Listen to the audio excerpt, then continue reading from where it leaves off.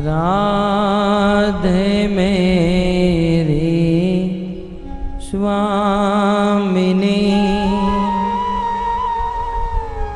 मैं राधे को दास जन्म जन्म मोह दीजियो। श्री वृंदावन वास राधा तू बड़ भागिनी, कौन तपस्या कीन, तीनों लोक के नाथ है, सो तेरो आधीन।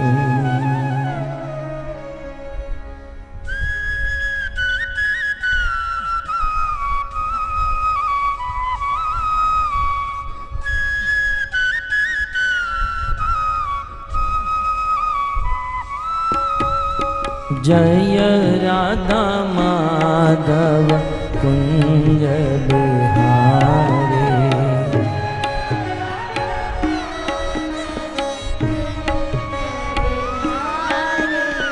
जय राधा माधव कुंज बिहारी,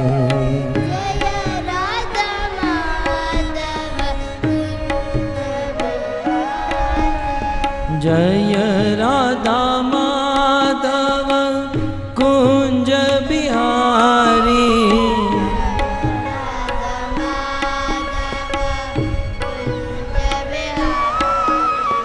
जय राधा माधव कुंज बिहारी,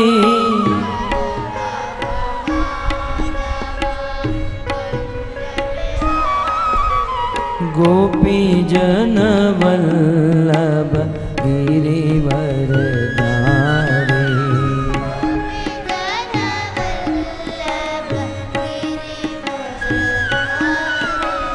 गोपी जन वल्लभ गिरिवर धारी,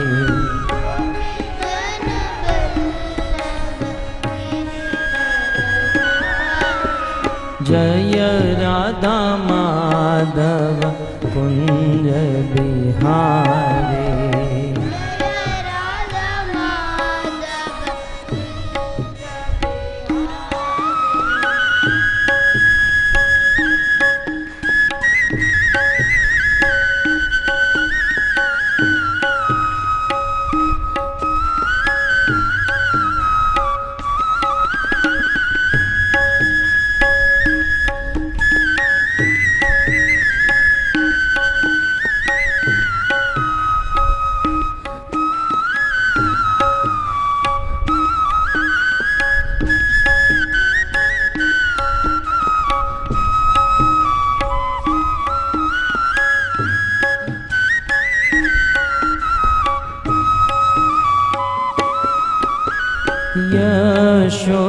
यशोदानंदन व्रज जन रंजन,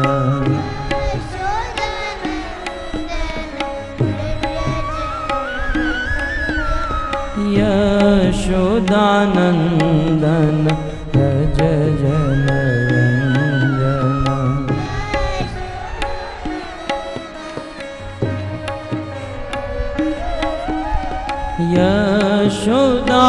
यशोदानंदन व्रज जन रंजन,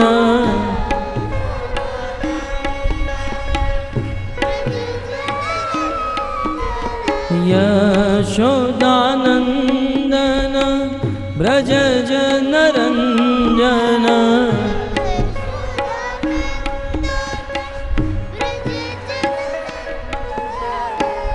यमुना तीर वनचारी,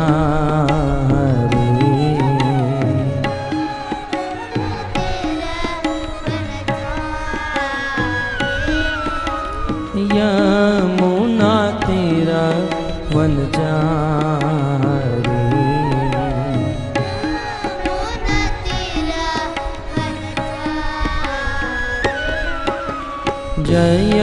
राधा माधव कुंज बिहारी।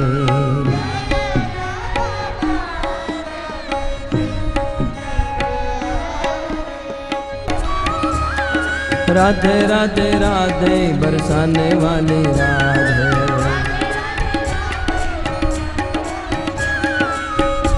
नाम महाधन है अपनों, नहीं दूसरी संपत्ति और कमाने। नाम महाधन है अपनों, नहीं दूसरी संपत्ति और कमाने।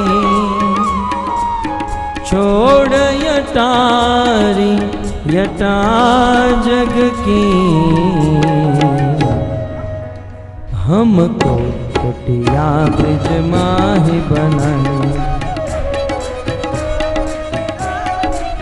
हमको कुटिया ब्रिज माही बनाने।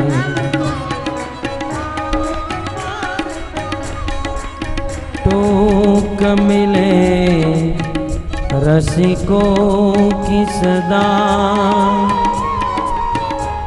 और पीबन को यमुना जल पाने। टोक मिले रसिकों की सदा, और पीबन को यमुना जल पानी।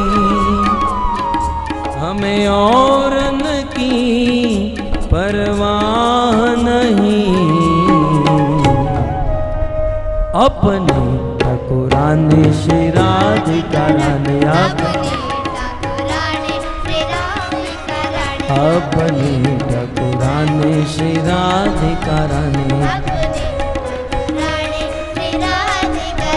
अपनी ठाकुरानी श्री राधिका रानी। राधा श्याम सुंदर, राधा श्याम सुंदर, राधा श्याम सुंदर राधे।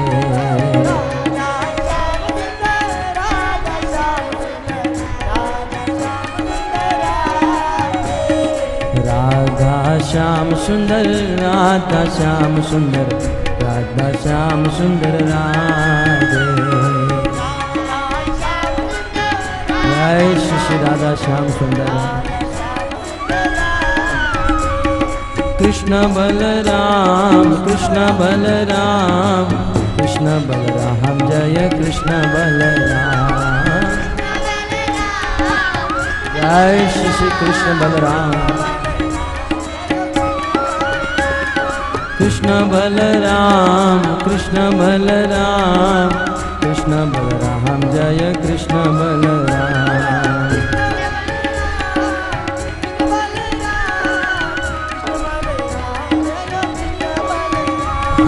गौर निताय जय गौर निताय, गौर निताय जय गौर निताय।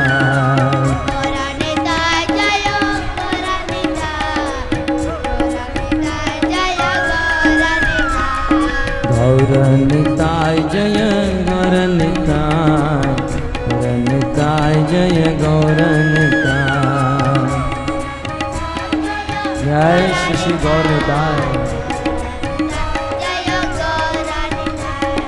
प्रभुपाद प्रभुपाद प्रभुपाद श्रील प्रभुपाद।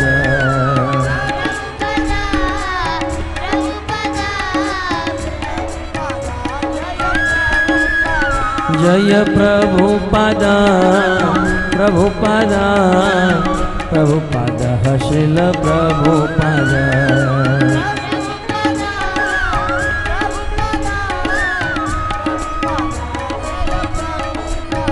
जय जय प्रभुपाद प्रभुपाद प्रभुपाद प्रभुपाद।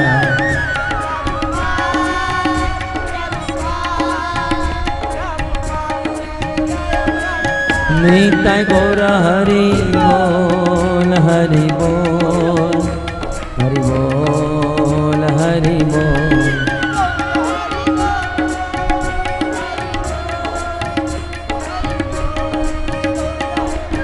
युग धर्म हरिनाम संकीर्तन की ग्रंथराज श्रीमद् भागवतम महापुराण की श्रील प्रभुपाद की निताय गौर प्रेमानंदे।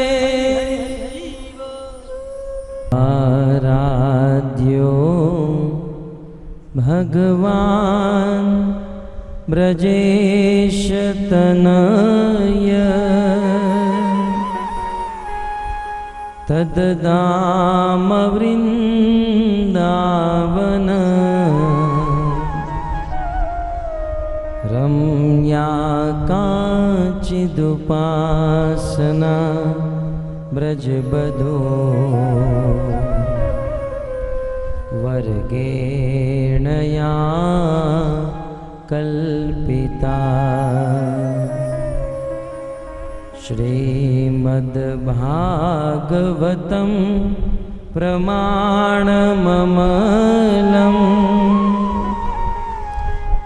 प्रेमापुमतो महान् श्री चैतन्य महाप्रभु मतमिदं तत्रादरो नः पर। श्री चैतन्य महाप्रभु मतमिदं तत्रादरो नः पर।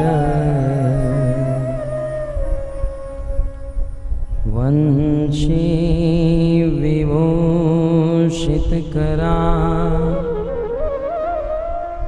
नवनीरदाबा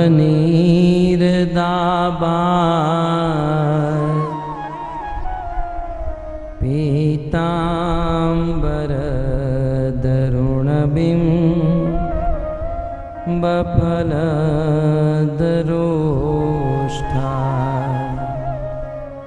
पूर्णेन्दुसुन्दरमुखा अरविन्दनेत्रा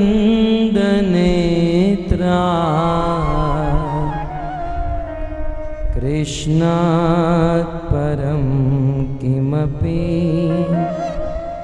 तत्व अहं न जाने।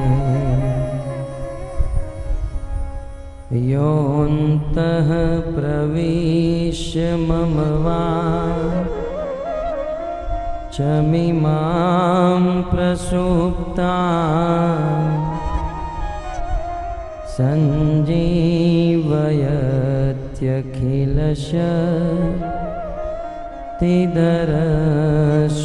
सञ्जीवयत्यखिलशक्तिधरस्वदाम्ना अन्यांश्च हस्तचरण श्रवणत्वगादीन्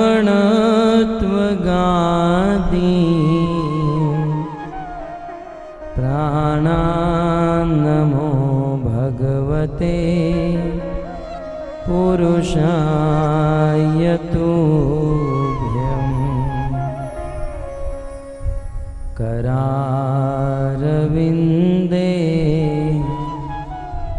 न पदारविन्दम्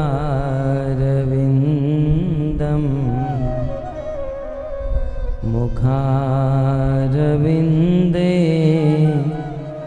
विनिवेशयन्तम्।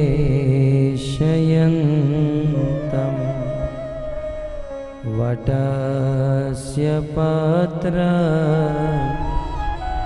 पुटे शयानम् बालं मुकुन्दं मनसा स्मरामि। श्रीकृष्ण गोविन्द हरे मुरारे हे नाथ नारायण वासुदेव जिहवे पिबत्स्वा मृत में तदेव गोविंद दामोदर माधवेति।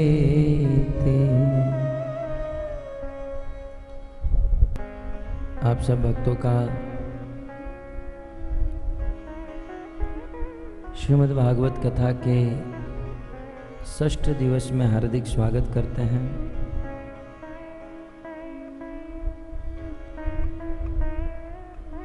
गत सत्र में भगवान श्री कृष्ण के जन्म की कथा हम सब श्रवण किए।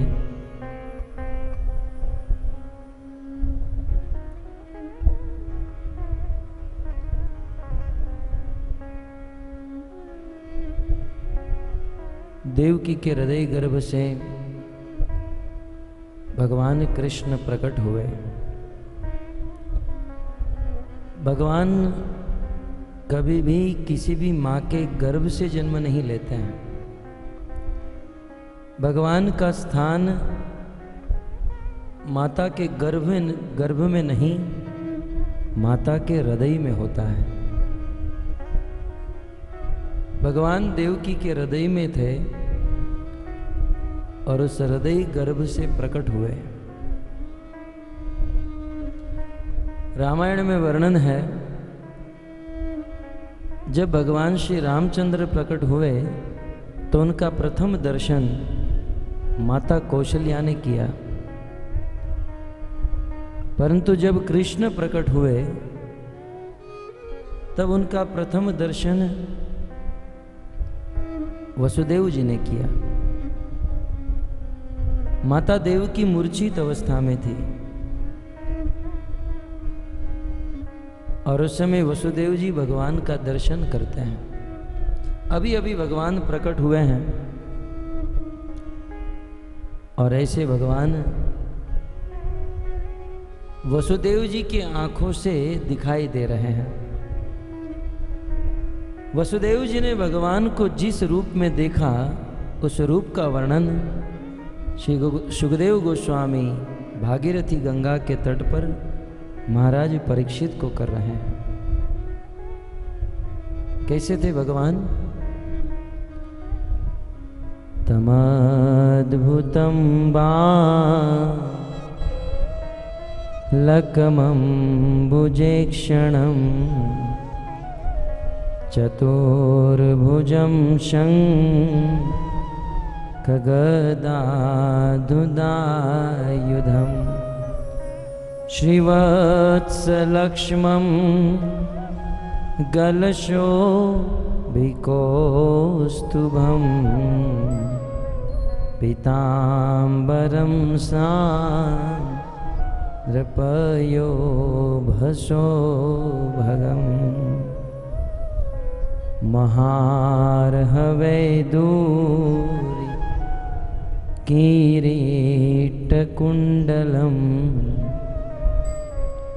द्विषापरीष्वक् सहस्रकुन्तलम् उद्दामकाञ्चन अङ्गकङ्कणादिभिः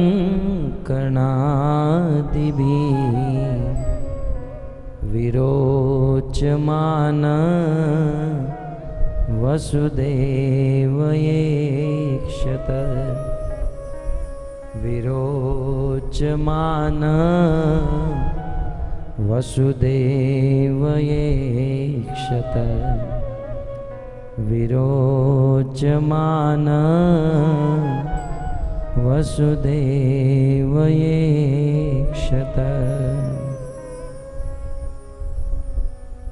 सुखदेव जी कहते हैं विरोचमान वसुदेव एकशत। वसुदेव जी ने अपनी दोनों आंखों से भगवान को देखा। कैसे थे भगवान? तम अद्भुतम बालकम। उस समय भगवान का स्वरूप बाल्य अवस्था का था, अर्थात छोटे से बालक थे। दिखने में भगवान छोटे से थे, परंतु साधारण बालक नहीं, अद्भुतम बालकम, अद्भुत बालक थे।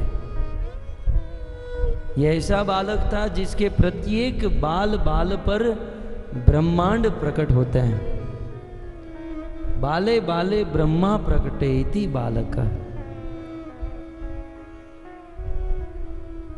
अद्भुतम बालकम। अंबुज ईक्षणम, उस बालक की आंखें कमल के समान सुंदर थी, और उस बालक की 2 नहीं 4 भुजा थी, चतुर्भुजम। और उस चारों भुजा में क्रमशः शंख चक्र गदा और पद्म थे। बाल्य अवस्था में थे, इसलिए छोटी छोटी भुजाएं थी, और उस छोटी छोटी भुजाओं में छोटा सा शंख, छोटा सा चक्र, छोटी सी गदा और छोटा सा पद्म। श्रीवत्स लक्ष्मम गलशोभि कौस्तुभम, उस बालक के वक्षस्थल पर लक्ष्मी जी का चिन्ह था, और उस बालक के गले में बहुत सुंदर कौस्तुभ मणि टंगा हुआ था। सोने का चेन था और उसमें कौस्तुभ मणि लगा हुआ था। गलशोभि कौस्तुभम, गले में कौस्तुभ मणि था। पीताम्बरम, और अपने शरीर पर पीताम्बर धारण किया था। अक्सर आप लोगों को पता होगा,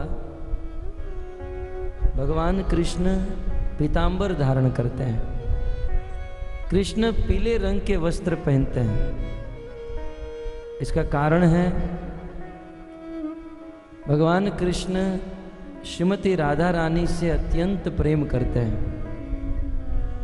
और राधा के शरीर का रंग पीला है। तप्त कांचन गौरांगी, गौर अंगी, श्रीमती राधा रानी का जो अंग है गौर वर्ण का है, और गौर भी कैसा गौर? तप्त कांचन, तपाए हुए सोने के समान पीला वर्ण है। तो इस राधा रानी की याद आए, इसलिए भगवान पीताम्बर धारण करते हैं। पीताम्बरम सांद्र पयोभ सौभगम। और उस समय ही वसुदेव जी ने देखा कि वह बालक का शरीर जलधर मेघ के समान था। बादल में जब जल भर जाता है और वह बादल नीले वर्ण का लगता है, ठीक उसी प्रकार भगवान का शरीर नीले वर्ण का था। महारह वैदुर्य किरीट कुंडलम, उस बालक के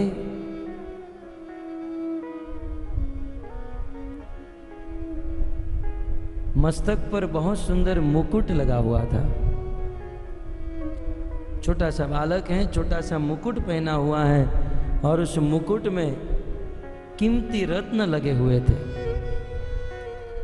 उस बालक के कान में बहुत सुंदर कुंडल था, मकराकृत कुंडल, मछली के आकार का कुंडल था।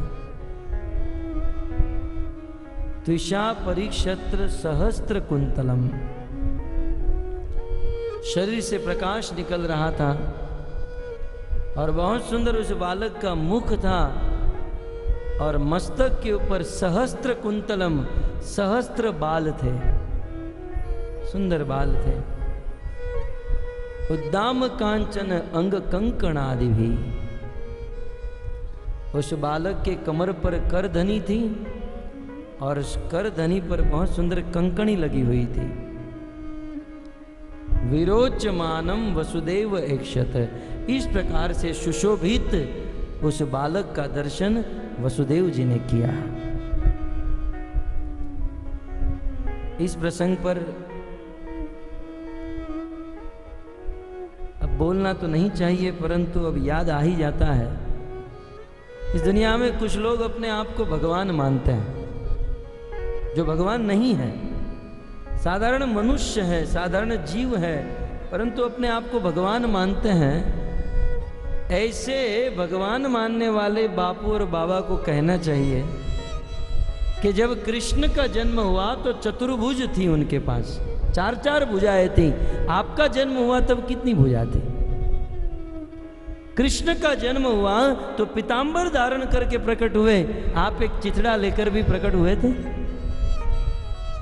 कृष्ण का जन्म हुआ तब समस्त देवी देवतागण उनको स्तुति करने के लिए आए थे। कल आपने सुना, आज के बापू और बाबा जो भगवान बनकर बैठे हैं उनको कहना चाहिए आपका जब जन्म हुआ तब कुत्ता भी भौंकने आया था। भगवान भगवान होते हैं, भगवान के लक्षण भागवत में बताए गए हैं, इसे कहते हैं भगवान। और इतना ही नहीं, वसुदेव जी ने भगवान को देखा, तुरंत देवकी मूर्छित अवस्था से बाहर आई, देवकी ने भी कृष्ण को देखा। अद्भुत मूर्ति है, अपने गोद में लिया, अपने पुत्र को स्तन पान कराया, परंतु दोनों कंस के भय से भयभीत हो गए। दोनों के मन में वात्सल्य भाव उदित हुआ और मन में यह भय उत्पन्न हुआ कि हमारे 6 पुत्र को कंस ने मार डाला है, कहीं इस 8वें को भी कंस मार देगा। दोनों कांपने लगे, भयभीत होने लगे, अभी कंस आएगा और मार डालेगा। उस समय जब भगवान ने अपने माता पिता को भयभीत देखा, तब भगवान ने देवकी और वसुदेव को, और पिता दोनों भयभीत हो रहे हैं, तब उस समय भगवान ने अपने माता पिता को पूर्व जन्म बताया। बोले आप चिंता मत करो, मैं साक्षात भगवान हूं। पूर्व जन्म में आप कश्यप और अदिति थे और आपने बड़ी तपस्या की और तपस्या के बाद में प्रकट हुआ, वरदान मांगने को कहा तो आपने कहा कि हमें आप जैसा पुत्र चाहिए। और इसके पूर्व जन्म में आप पृश्नी और सूतपा थे और उस जन्म में भी आपने तपस्या की थी मेरे जैसे पुत्र को प्राप्त करने के लिए। मैंने तथास्तु कहा और अपने धाम में जाकर सोचा कि मेरे जैसा पुत्र तो इस दुनिया में और कोई नहीं है, क्योंकि उपनिषद में लिखा है एको एव अद्वितीय, भगवान एक ही है और उसके जैसे दूसरे और कोई नहीं है। तो भगवान ने सोचा मेरे जैसा दूसरा कोई नहीं है, इसलिए मुझे ही इनका पुत्र बनकर जाना होगा। जिस प्रकार पूर्व जन्म की याद कराकर कहने लगे कि मैं साक्षात भगवान हूं, आप चिंता मत करो, और फिर भी आपको कंस का भय है तो पिताजी आप मुझे गोकुल में नंद बाबा के वहां छोड़ दीजिए। मान लो वसुदेव जी पूछे नंद बाबा के वहां ही क्यों छोड़ूं, और कोई नहीं मिला? बोले नंद बाबा ब्रज के राजा है, सबसे ज्यादा गाय नंद बाबा के पास है, 9 लाख गाय है। नंद बाबा के घर पर रहूंगा तो दूध दही माखन खाऊंगा, और ये दूध दही माखन खाकर मैं बलवान बनूंगा, और जब बड़ा हो जाऊंगा तब यहाँ मथुरा में आऊंगा, कंस को मारकर आपको कारागार से मुक्त कराऊंगा। चिंता मत कीजिए आप, यदि कंस का भय लग रहा हो तो आप मुझे गोकुल छोड़ाइए। देवकी और वसुदेव को यह बात अच्छी लगी, अतः वह दोनों तैयार हुए। वहां पर एक बहुत सुंदर वस्त्र पड़ा था, वसुदेव जी ने उस वस्त्र में कृष्ण को बांधा। कृष्ण को अपने हृदय से लगाकर वसुदेव जी जैसे ही चलने लगे, कहते हैं जैसे ही वसुदेव जी ने कृष्ण को अपने हाथ में लिया, वसुदेव के हाथ में बेड़ियों के बंधन थे, वे सारे बंधन अपने आप खुल गए। कृष्ण को हाथ में लेते ही वह लोहे की जंजीर से बांधे गए थे वसुदेव को, वो जंजीर अपने आप खुल गई। किसी संत ने बहुत सुंदर कहा, कृष्ण की बात छोड़ दीजिए, कृष्ण का नाम यदि कोई अपने जिह्वा पर ले लेता है तो संसार के बड़े बड़े बंधन टूट जाते हैं। साक्षात कृष्ण वसुदेव के हाथ में आए हैं, लोहे का बंधन टूट जाए कौन सी बड़ी बात है, खुल गया बंधन। जैसे ही वसुदेव जी कृष्ण को लेकर गए, लेकिन देवकी से रहा नहीं गया। बार बार देवकी वसुदेव को बुला रही हैं, बार बार अपने छोटे से बच्चे को गोद में ले रही हैं, बार बार दूध पिला रही हैं। मां का हृदय है ना। संसार के साधारण बच्चे को भी छोड़ने का मन नहीं होता है।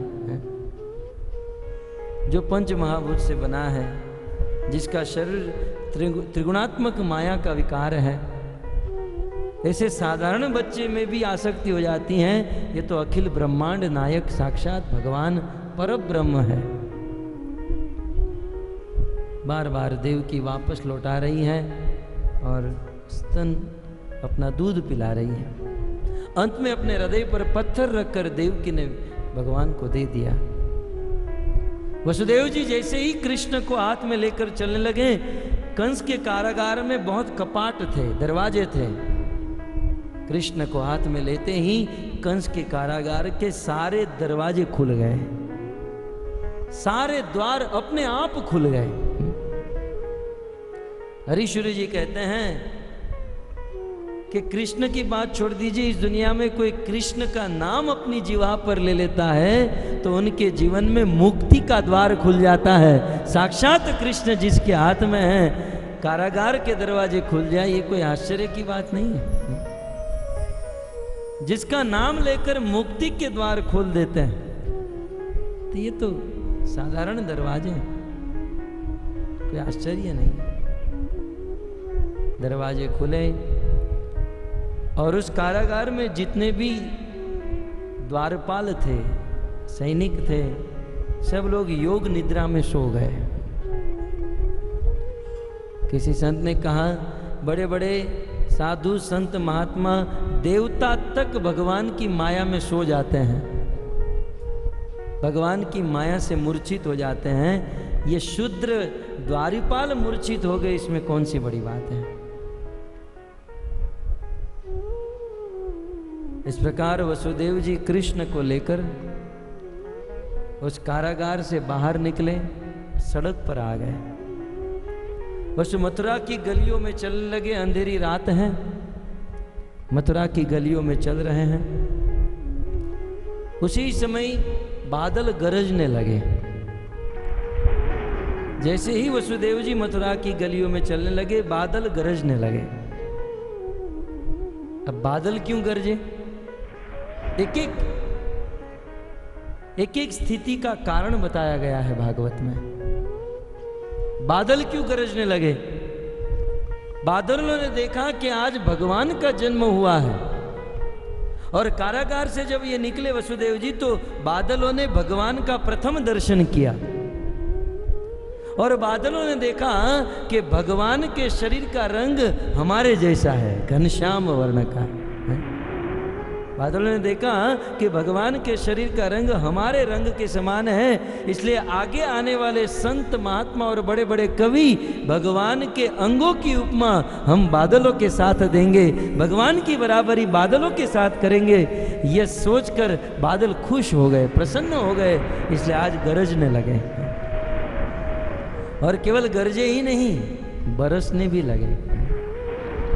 बादलों से जल बरसने लगा, पानी बरसने लगा। बादलों से जल बरसने का भाव क्या है? आचार्यों ने बहुत बहुत लिखा है। बादलों से जल क्यों बरसने लगा?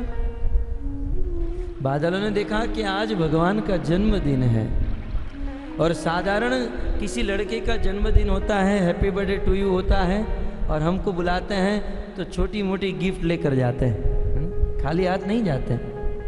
दुनिया के साधारण बच्चे का जब जन्म होता है तो कुछ ना कुछ उपहार लेकर, गिफ्ट लेकर जाते हैं। अखिल ब्रह्मांड नायक भगवान का आज जन्म हुआ है, तो हम गिफ्ट क्यों नहीं देंगे? बादलों के मन में यह भावना हुई कि हम कुछ उपहार देंगे, कुछ भेंट देंगे। अब बादलों के पास क्या है? बादलों का धन जल माना जाता है, जल ही बादल का धन है। और क्या है बादलों के पास? तो बादलों ने सोचा हमारे पास धन है पानी, ये जल, ये धन ही हम भगवान को प्रदान करेंगे, इसलिए बादल में से पानी बरसने लगा। भगवान के ऊपर पानी बरसाने लगा और गरजते हुए मानो ये बादल समुद्र को कहने लगे कि हे समुद्र, समुद्र तुम्हारे पास कितना जल है, लेकिन यह जल कुछ काम का नहीं है। इस दुनिया में कुछ लोग बहुत धनी होते हैं, कुछ लोगों के पास बहुत पैसा होता है, लेकिन न तो वो पैसा दूसरों के परमार्थ के लिए इस्तेमाल करते हैं, न किसी की सेवा के लिए, न भगवान के लिए, न भक्तों के लिए। ऐसे धनी लोगों की उपमा समुद्र के साथ दी गई है, क्योंकि समुद्र में अगाध मात्रा में जल है, असीम अपरिसीम जल है समुद्र में, लेकिन एक गिलास भी पी नहीं सकते हैं, एक गिलास भी किसी के काम में नहीं आता। बादलों ने कहा कि हे समुद्र, इतना जल है लेकिन भगवान की सेवा, भगवान का उपहार, गिफ्ट, भेंट कुछ नहीं। तुमसे अच्छे तो हम लोग हैं, क्योंकि हम आपके वर्कर हैं। बादल जो हैं समुद्र के वर्कर, क्योंकि बादल गर्म होते हैं और समुद्र से जल लेकर फिर बरसाते हैं। बोले हम आपके वर्कर हैं, लेकिन देखो भगवान के जन्म के अवसर पर हम कितनी सुंदर भेंट दे रहे हैं, हम धन्य हो रहे हैं। तो बादल बरसने लगे और मथुरा की गलियों में वह जल खल खल बहने लगा। जल का आवाज इसलिए आने लगा ताकि वसुदेव के चलने का आवाज ना आए। और बारिश हो रही थी, तो आप जानते हैं जब बारिश होती है तो सब लोग अपने अपने घर पर चले जाते हैं। बारिश में घर से बाहर निकलने का मन नहीं होता है, तो सब लोग अपने अपने घर में चले गए। बाहर कोई नहीं था, वसुदेव जी को कोई नहीं देख पाया और कृष्ण को लेकर चलने लगे। और जब वर्षा होने लगी, जब बहुत वर्षा होने लगी, तो उसी समय अनंत शेष साक्षात बलराम जी शेष नाग के रूप में वहां पर प्रकट हो गए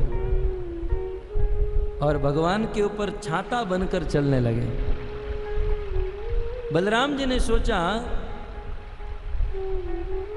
कि लीला के अनुसार मैं कृष्ण का बड़ा भाई हूं, इस लीला में कृष्ण का बड़ा भाई हूं, लेकिन तत्व से तो मैं कृष्ण से छोटा हूं, क्योंकि बलराम की उत्पत्ति कृष्ण से होती है। ताहार द्वितीय देह श्री बलराम।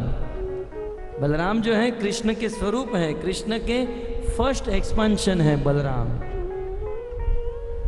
वैसे बलराम जी कृष्ण से छोटे हैं। राम अवतार में वो लक्ष्मण के रूप में आए थे, परंतु इस अवतार में वे बड़े भाई बनकर आए। इसके पीछे भी कारण है। पूरी रामायण समाप्त हो गई, रावण को मार के भगवान वापस आए, अयोध्या के राजा बने। एक दिन लक्ष्मण जी ने भगवान रामचंद्र को बुलाया, आए। लक्ष्मण जी कहने लगे, भैया जीवन भर तक मैंने आपकी सेवा की है, आज तक मैंने आपसे कुछ नहीं मांगा, लेकिन आज मुझे आपसे कुछ मांगना है। भगवान राम ने कहा, जो चाहिए वो मांग लो लखन। बोले भैया, इस लीला में, इस जन्म में आप मेरे बड़े भाई थे, मैं आपका छोटा भाई था, और छोटा भाई होने के कारण मैं कुछ नहीं कर पाया। दुनिया के लोगों ने आपके ऊपर उंगली उठाई, कई ने वनवास दिया, जनक की सभा में भले बुरे वचन कहे, लेकिन मैं कुछ नहीं कर पाया, क्योंकि मैं छोटा था और मैं जब भी कुछ बोलता था तो आप मुझे चुप करा देते थे, और छोटा होने के कारण मुझे चुप रहना पड़ता था। बस आपसे यही निवेदन करता हूं कि अगली लीला में आप मुझे छोटा भाई मत बनाइएगा, आप मुझे आपका बड़ा भाई बनाइएगा। यदि मैं बड़ा होता तो ताकत थी कैकेयी की कि आपको 14 वर्ष के लिए वन में भेज सके। यदि मैं बड़ा होता तो रावण की ताकत थी सीता को ले जा सके। यदि मैं बड़ा होता तो ये अयोध्या वालों की ताकत थी सीता को वन में भेज सके। तो छोटा था इसलिए सब सहन करना पड़ा। बस आप आने वाली लीला में मुझे बड़ा भाई बनाइए। भगवान ने तथास्तु कहा। इसलिए कृष्ण लीला में लक्ष्मण जी बड़े भाई के रूप में आए और राम कृष्ण छोटे रूप में आए। लेकिन फिर भी बलराम जी ने सोचा कि भले मैं बड़ा भाई हूं लेकिन तत्व से छोटा हूं, और छोटे का धर्म होता है बड़े की सेवा करना।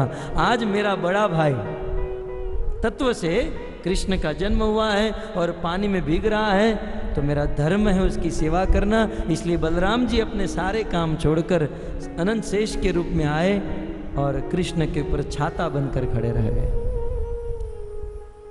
वो वर्षा का जल भगवान को स्पर्श नहीं हुआ। धीरे धीरे वसुदेव जी आगे बढ़ रहे हैं। अब मथुरा से गोकुल जाने के लिए बीच में यमुना को पार करना होता है। आज भी यदि आप वृंदावन जाओगे तो मथुरा से गोकुल जाने के लिए बीच में यमुना है, पुल बना हुआ है। उस समय नहीं था। तो यमुना के तट पर वसुदेव जी पहुंचे हैं कृष्ण को लेकर। लेकिन आज भरपूर मात्रा में बारिश हो रही है और साथ ही साथ आज यमुना में बाढ़ आ रही है। वैसे नदियों में लहर नहीं उठती है, लहर तो समुद्र में उड़ती हैं, लेकिन आज यमुना नदी में लहर उठने लगी। ऊंची ऊंची लहर आकाश को छूने लगी। किसी ने पूछा, यमुना आज तुम पागल क्यों हो गई हो, आज ये तुम्हें क्या हो गया? तब यमुना ने उत्तर दिया, अखिल ब्रह्मांड नायक साक्षात भगवान कृष्ण। बड़े बड़े योगी योग करते हैं, ध्यानी ध्यान करते हैं, लेकिन फिर भी उनके ध्यान में जिस कृष्ण के चरण तक नहीं आते हैं, ऐसे कृष्ण आज स्वयं चलकर मुझे यमुना में पार करने के लिए आ रहे हैं। कृष्ण आज मेरी ओर आ रहे हैं। यह देखकर आज यमुना परम प्रसन्न हो गई, खुशी के मारे पागल हो गई। वसुदेव जी यमुना में प्रवेश किए, लेकिन यमुना का जल तो बढ़ रहा था। वसुदेव जी आशावादी थे, बहुत धीर गंभीर थे, बलवान थे। चाहे कितने हो पहाड़ हो, कृष्ण सेवा में लगे हुए थे। वसुदेव जी जा रहे थे, यमुना का पानी बढ़ रहा था, लेकिन जैसे ही यमुना जल भगवान कृष्ण को स्पर्श हुआ, तुरंत यमुना शांत हो गई और यहां तक यमुना दो भाग में बट गई। यमुना ने बिल्कुल हाईवे बनाकर दे दिया। प्रश्न हो सकता है कि इतनी पागल हो चुकी थी यमुना, यमुना ने तुरंत हाईवे बनाकर दे दिया, रास्ता दे दिया वसुदेव जी को। कारण क्या है? कारण यही है भक्तों, यमुना ने सोचा कि आगे चलकर कृष्ण के साथ मुझे विवाह करना है। यमुना जो है भगवान कृष्ण की पटरानी है। बोले आगे चलकर मुझे कृष्ण के साथ विवाह करना है। जब विवाह की बात वसुदेव जी के कान में जाएगी, मेरे माता पिता मेरे विवाह की बात वसुदेव जी उनके ससुर लगते हैं ना, कृष्ण के पिता, ससुर जी के पास मेरी बात लेकर जाएंगे तो ससुर जी आज का दिन याद करेंगे, यमुना, अरे यमुना तो पागल है। तो ससुर जी कहेंगे यमुना पागल है, इसलिए अभी से शांत हो जाना ठीक है, तो आगे चलकर मेरे विवाह में कोई बाधा ना आए। तो अपने ससुर जी के सामने अच्छा आचरण दिखाने के लिए यमुना महारानी शांत हो गई, दो भाग में बट गई। वसुदेव जी चले गए, यमुना पार कर लिए। वसुदेव जी गोकुल में पहुंचे। सारे गोकुलवासी योग निद्रा में सोए हुए हैं और सीधे नंद बाबा के घर पर गए। नंद और यशोदा सोए हुए थे और उस समय यशोदा मैया ने दो जुड़वे संतान को जन्म दिया था। उनमें से एक कन्या थी और एक पुत्र था। कुछ लोग इस गूढ़ रहस्य को नहीं जानते हैं, तो टीवी में दिखाया, उसी को देखकर उसी को शास्त्र और सिद्धांत मान लेते हैं। लेकिन गूढ़ रहस्य की बात यह है कि यशोदा के वहां दो संतान का जन्म हुआ, एक कन्या और एक पुत्र। यद्यपि भगवान की माया से वसुदेव जी को मात्र कन्या ही दिखाई दी, पुत्र नहीं दिखाई दिया, लेकिन सत्य बात यह है कि वह पुत्र का भी जन्म हुआ। आपके मन में प्रश्न होगा, यशोदा के गर्भ से वही किस पुत्र का जन्म हुआ? यशोदा के गर्भ से जो पुत्र का जन्म हुआ, कवि कर्णपुर आनंद वृंदावन चंपू में लिखते हैं, और जीव गोस्वामी गोपाल चंपू में लिखते हैं, और सुखदेव गोस्वामी अलक्षित रूप से भागवत में बताते हैं कि यशोदा के गर्भ से भी एक बालक का जन्म हुआ, और वह बालक और कोई नहीं, बजेंद्र नंदन श्याम सुंदर कृष्ण थे। तब प्रश्न हो सकता है, तो फिर वसुदेव जी जिस बालक को लेकर आ रहे थे वो कौन थे? वो विष्णु थे। यशोदा के गर्भ से जो बालक का जन्म हुआ वह कृष्ण थे, और वसुदेव जी जिसको लेकर आ रहे थे वो विष्णु थे। स्वाभाविक आपको प्रश्न होगा, ये विष्णु और कृष्ण क्या अलग है? अंतर है। ये तो सिद्धांत की बातें हैं भक्तों, शास्त्र के गूढ़ रहस्य हैं, और आज छठा दिन है, इसलिए आप समझ सकते हो। भगवान श्री कृष्ण के प्रथम एक्सपांशन है बलराम। भगवान कृष्ण से बलराम जी प्रकट होते हैं, बलराम से वासुदेव, संकर्षण, अनिरुद्ध और प्रद्युम्न। उस संकर्षण से और चतुर्व्यूह प्रकट होते हैं। 4 बार चतुर्व्यूह होने के बाद महासंकर्षण से महाविष्णु प्रकट होते हैं। वे महाविष्णु कारण समुद्र में शयन करते हैं, इसलिए उसे कारणोदकशायी विष्णु भी कहते हैं। कृष्ण से बलराम प्रकट हुए, बलराम से संकर्षण, संकर्षण से महाविष्णु। देखिए किस प्रकार से ये क्रम है। महाविष्णु, ये महाविष्णु कारण समुद्र में शयन करते हैं। महाविष्णु का मुख्य कार्य क्या है? महाविष्णु जब एक सांस लेते हैं तो करोड़ों करोड़ों ब्रह्मांड को अपने अंदर धारण कर लेते हैं, और जब सांस छोड़ते हैं तो उनके रोप कुंभ से करोड़ों करोड़ों ब्रह्मांड प्रकट होते हैं। इस ब्रह्मांड को प्रकट करना और ब्रह्मांड को अपने अंदर धारण करना, ये कार्य महाविष्णु का है, अर्थात कारणोदकशायी विष्णु का यह कार्य है। जब महाविष्णु अपने रोमकूप से ब्रह्मांडों को प्रकट करते हैं तो प्रत्येक ब्रह्मांड में और एक विष्णु रहते हैं, और उस विष्णु का नाम है गर्भोदकशायी विष्णु। एक प्रत्येक ब्रह्मांड में, प्रत्येक गोले में 14 लोक होते हैं, और एक गर्भोदक सागर होता है। उस गर्भोदक सागर में जो विष्णु शयन करते हैं उसे गर्भोदकशायी विष्णु कहते हैं। प्रत्येक ब्रह्मांड में होते हैं, और उस प्रत्येक ब्रह्मांड में गर्भोदकशायी विष्णु की नाभि से एक कमल प्रकट होता है, और उस कमल की डंडी में 14 लोक होते हैं, और उस 14 लोक के बीच में बिल्कुल पृथ्वी है। पृथ्वी के नीचे अतल, वितल, तलातल, पाताल, रसातल, पृथ्वी के ऊपर जनलोक, महरलोक, तपलोक, सिद्धलोक, ब्रह्मलोक। ये गर्भोदकशायी विष्णु की नाभि से जो कमल प्रकट हुआ, उस कमल की डंडी में ये 14 लोक, और जो कमल है वह कमल को ही कहा जाता है ब्रह्मलोक, जिससे ब्रह्मा जी प्रकट हुए।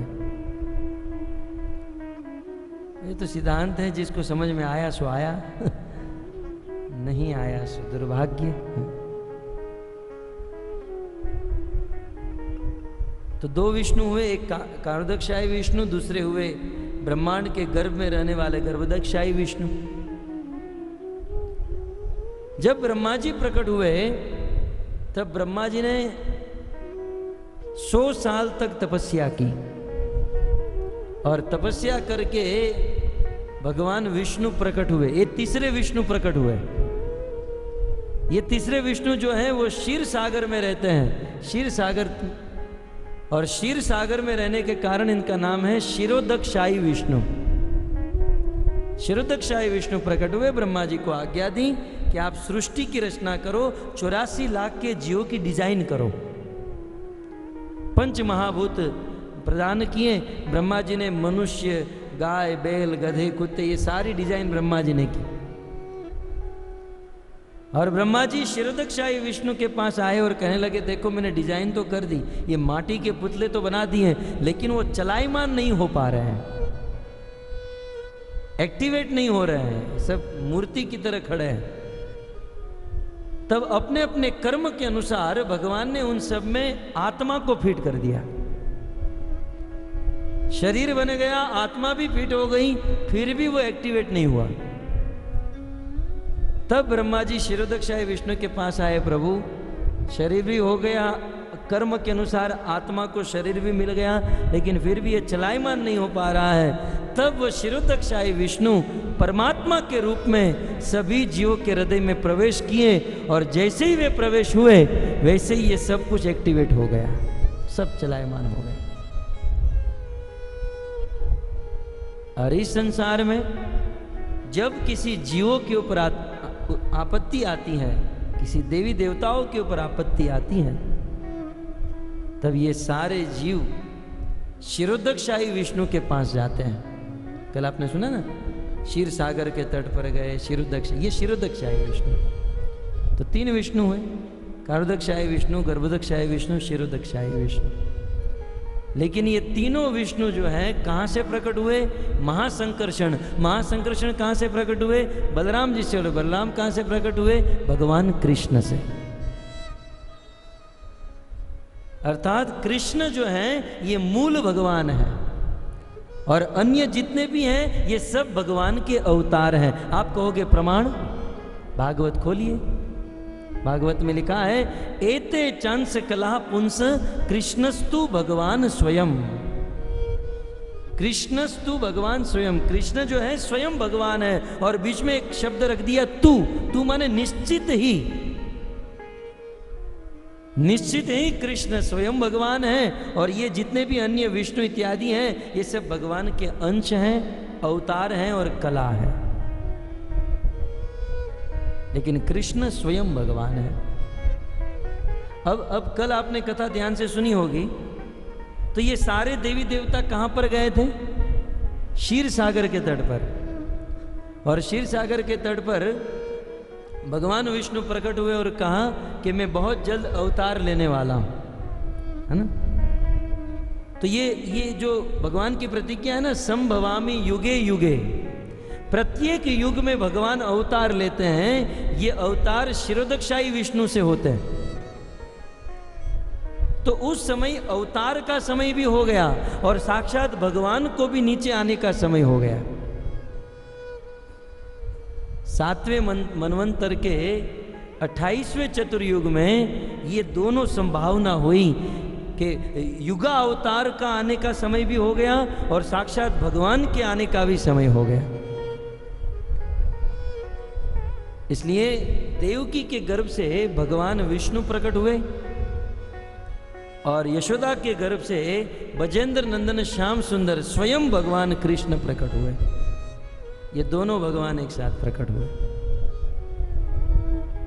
और जब वसुदेव जी उस मथुरा से आए हुए भगवान को वहां छोड़ दिए, कन्या को लेकर चले गए, तब जानते हैं क्या हुआ? वहां पर दो बालक हो गए ना, एक मथुरा से आए हुए भगवान विष्णु, और एक यशोदा के गर्भ से जन्म लेने वाले भगवान कृष्ण। ये दोनों एक हो गए।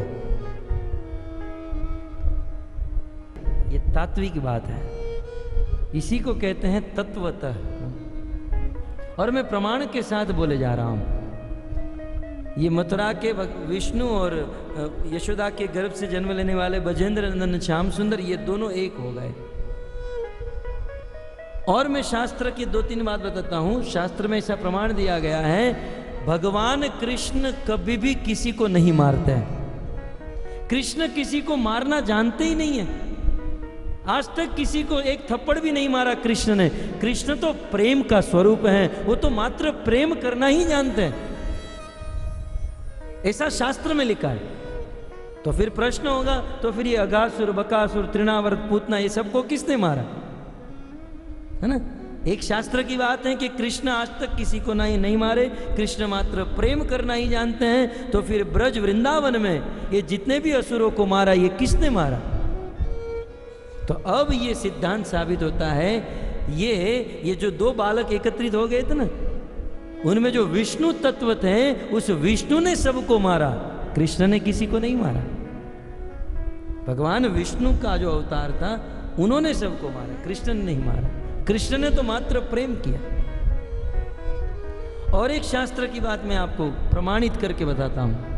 शास्त्र में ऐसा लिखा है, वृंदावनम परित्यज्यम पादमेकम न गच्छति।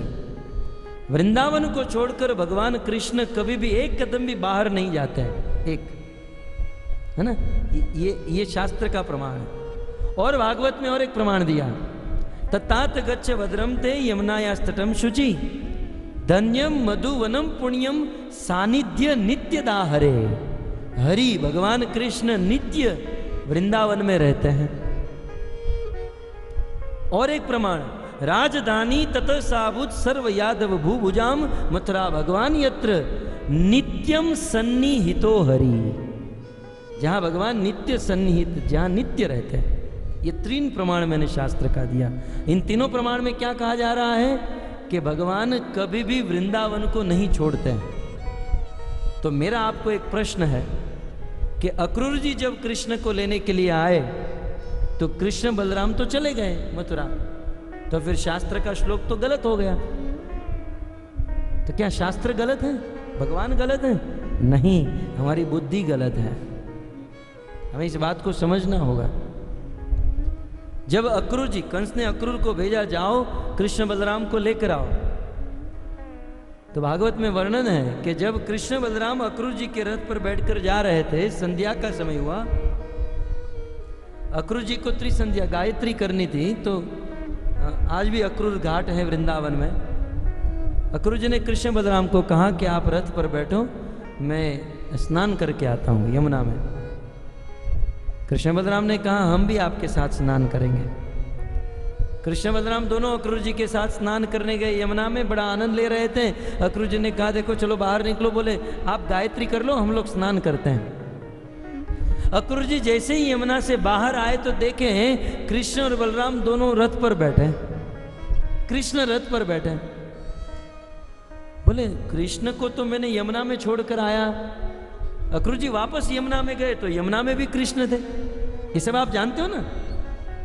यमुना में देखा तो भी कृष्ण, रथ पर देखा तो भी कृष्ण। अक्रूर जी का माथा बिल्कुल चक्कर खाने लगा।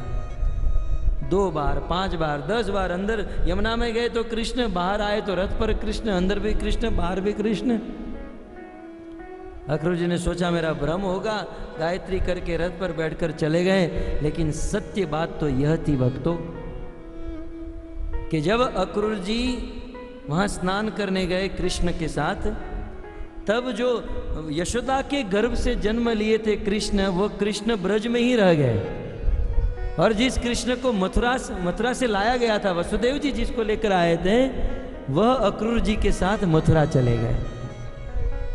जो मथुरा से आए थे वो मथुरा चले गए और वृंदावन के कृष्ण वृंदावन में ही रह गए, क्योंकि वृंदावन के कृष्ण कभी भी वृंदावन छोड़कर बाहर नहीं जाते हैं। इसलिए तो कहते हैं ना, इस दुनिया में कहीं भी मंदिर बनाते हैं तो भगवान की स्थापना करनी पड़ती है, प्राण प्रतिष्ठा करनी पड़ती है, यज्ञ करना पड़ता है और कहना पड़ता है प्रभु आप इस मूर्ति में आइए। लेकिन वृंदावन में किसी भी प्रकार की प्राण प्रतिष्ठा नहीं, क्योंकि हमारे ठाकुर जी वृंदावन को छोड़कर कहीं बाहर नहीं जाते हैं, वृंदावन में ही रहते हैं। तो फिर बाहर कौन गया? बाहर वो गया जो मथुरा से आया था, वसुदेव जी जिसको मथुरा से लेकर आए थे। क्लियर हो गया सिद्धांत? अच्छा है, क्लियर हो गया था। आइए पुनः हम कथा के ट्रैक पर आ जाते हैं। वसुदेव जी उस बालक को लेकर आए हैं, उसे छोड़ दिए, वहां पर भगवान को छोड़े और उस कन्या को लेकर वापस चले गए। जैसे ही कन्या को लेकर वापस आए, कारागार के दरवाजे बंद हो गए, सारे सैनिक जग गए, उनकी बेड़ी भी बंद हो गई। कन्या रोने लगी। किसी संत ने बहुत सुंदर कहा कि जब तक भगवान आपके हाथ में रहेंगे, जब तक भगवान का नाम आपकी जीवा पर रहेगा, तब तक संसार के बंधन से आप मुक्त रहोगे। जैसे ही भगवान को छोड़ा और माया को हाथ में ले लिया, उस समय दरवाजे भी बंद हो जाएंगे और संसार के बंधन भी बंध जाएंगे। इसलिए यदि मुक्त होना चाहते हैं तो भगवान का नाम सदैव अपनी जीवा पर रखना चाहिए। यहाँ पर कंस के अनुचर जग गए और पता चला 8वीं संतान का जन्म हुआ। दौड़कर कंस के पास गए। कंस आया, देखा ये तो कन्या है, लेकिन फिर भी वह क्रूर कंस उस कन्या को हाथ में लेकर उस शिला के साथ पटकने लगा। वह कन्याम च अपि दिवम गता, वो कन्या आकाश में उड़ गई और कह दिया कि मूर्ख दुष्ट, तू जिसको मारने का प्रयास कर रहा है ना, वह तेरा काल जन्म ले चुका है, अब तेरी मृत्यु निश्चित है। कंस भयभीत हो गया, अपने मंत्रिमंडल को बुलाया और मंत्रणा की और फिर डिसीजन लिया कि ब्रज में रहने वाले सभी बालकों को मारा जाए। दूसरी ओर नंद बाबा सुबह भोर में जगे, देखा कि यशोदा के गर्भ से सुंदर बालक का जन्म हुआ है। यशोदा को जगाया। सुखदेव जी वर्णन करते हैं कि आज नंद बाबा खुशी के मारे पागल हो गए। बहुत लंबी उम्र के बाद नंद बाबा के वहाँ बालक का जन्म हुआ था। नंद तु आत्मज उत्पन्ने जाता लाद महामना, आहुय विप्रान वेदज्ञ जात अलंकार शुचि। नंद ने देखा कि आत्मज मेरे बेटे का जन्म हुआ है, प्रसन्न हो गए, स्नान किए, ब्राह्मणों को बुलाए, स्वस्ति वाचन किए। वेदज्ञ वेदों को जानने वाले ब्राह्मणों को बुलाए, स्वस्ति वाचन किए। धेनु नाम अयुते प्रादात, कई हजार लाखों गायों का दान किए। उस समय नंद बाबा ने गायों का दान किया। आज तो गाय को 2 रुपये का घास भी नहीं खिला सकते, कलयुग है। भगवान कृष्ण का इस प्रकार से जन्म हुआ और बहुत सुंदर नंद के घर पर आनंद हो गया। कल उसकी झलक आप लोगों ने देखी, बड़ा आनंद लिया भक्तों ने। धीरे धीरे भगवान कृष्ण बड़े होने लगे। वैसे तो कृष्ण की बहुत सारी लीलाएं हैं। जब कृष्ण 6 दिन के हुए तब उन्होंने पूतना नाम की राक्षसी को मार डाला। तत्पश्चात शक्तासुर को मारा, तृणावर्त को मारा। इस प्रकार असुरों को मारने की लीला का वर्णन भी बहुत अद्भुत है। लेकिन ब्रज में रहकर भगवान की एक बहुत सुंदर मधुर लीला हुई। उस लीला का नाम है माखन चोरी लीला। भगवान श्री कृष्ण जब चलना सीख गए तो माखन चुराने लगे। लोगों के घर पे जा जाकर माखन चुराने लगे। प्रथम तो नेट प्रैक्टिस अपने घर पर किए, ऐसा वर्णन है। आज भी आप गोकुल में जाते हो तो नंद भवन है, 84 खंबा है वहां पर महावन में। तो उन दिनों वह बहुत सुंदर मणियों से बने हुए थे वह खंबे। एक दिन कृष्ण ने देखा कि वह आगे चलकर चोरी तो करनी है, लेकिन प्रैक्टिस कर लूं घर पर। प्रथम बार कृष्ण अपने घर पर चोरी कर रहे थे। सूरदास जी अपने पद में इसका वर्णन करते हैं। कृष्ण की यह प्रथम चोरी थी। घर पर मटका पड़ा था, उसे खोलकर उससे माखन का लौंदा निकाला। जैसे ही माखन लेकर चलने लगे तो सामने एक लड़का खड़ा था। कृष्ण मन से हार गए, बोले पहली बार चोरी कर रहा हूं और इस लड़के ने मुझे देख लिया। वो लड़का और कोई नहीं था, कृष्ण का अपना प्रतिबिंब था। लेकिन भगवान भी बाल्य लीला में इतने आसक्त है, योग माया से इतने आवृत है कि भगवान होते हुए भी नहीं जान पाए कि ये मेरा प्रतिबिंब है, मेरी परछाई। सामने मिरर था, कांच था। तो जैसे ही माखन लेकर ऐसे चलने लगे तो सामने वो लड़का खड़ा था। कृष्ण मुंह पर उंगली रख कर कहते हैं श्श। तो जैसे ही कृष्ण ने ऐसे किया, वो लड़के ने भी ऐसे किया, प्रतिबिंब था वो तो। कृष्ण ने कहा समझदार लड़का है, मैंने चुप कराया तो वो भी चुप हो गया। लड़का समझदार है। कृष्ण चलकर उनके पास गए। आपने देखा होगा, आप किसी मिरर के सामने चलो तो वो भी चलता है। कृष्ण ने कहा सुशील है, नम्र है, मेरी ओर चलकर आ रहा है। बिल्कुल उस शीशे के पास पहुंच गए, उसे तो यही लग रहा है कि कोई लड़का है। कृष्ण ने कहा माखन खाएगा, घूस दे रहे थे। अब लड़का क्या बोले, वो तो कुछ बोल नहीं रहा था। कृष्ण ने कहा एक काम कर, 50% तू रख ले, 50 मैं रख लेता हूं, लेकिन मैया को मत बताना, प्रथम बार चोरी कर रहा हूं, इतनी प्रैक्टिस नहीं है। लड़का वो तो सीधा सीधा खड़ा था। कृष्ण ने कहा एक काम करो, ये पूरा तुम रख लो, लेकिन मैया को मत बताना। फिर भी लड़का वैसे का वैसे ही खड़ा था। तब कृष्ण को क्रोध आया, बोले पूरा माखन देने के लिए तैयार हूं, फिर भी तू लेने के लिए तैयार नहीं है। इसका अर्थ है तुझे मैया को बताना ही है। जा बता दे मैया को, मैं कोई मैया वैया से नहीं डरता हूं। इस प्रकार से कृष्ण अपने ही प्रतिबिंब के साथ बात कर रहे थे। और आश्चर्य की बात यह थी कि यशोदा मैया इस चीज को देख रही थी।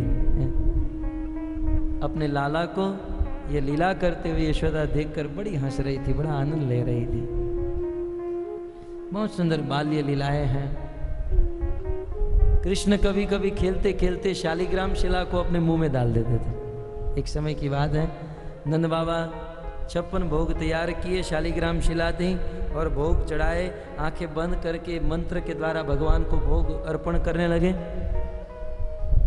तो भगवान ने सोचा कि शालिग्राम और मुझ में क्या अंतर है, और ये मुझको खिलाना चाहते हैं। खेलते खेलते आए और शालिग्राम को मुख में डाल दिए और खेलने लगे।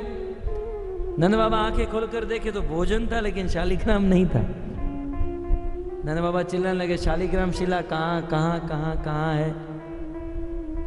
पूरे घर में ढूंढा, कोने कोने में ढूंढा, और अंत में वो शालिग्राम शिला कृष्ण के मुख से मिल गई।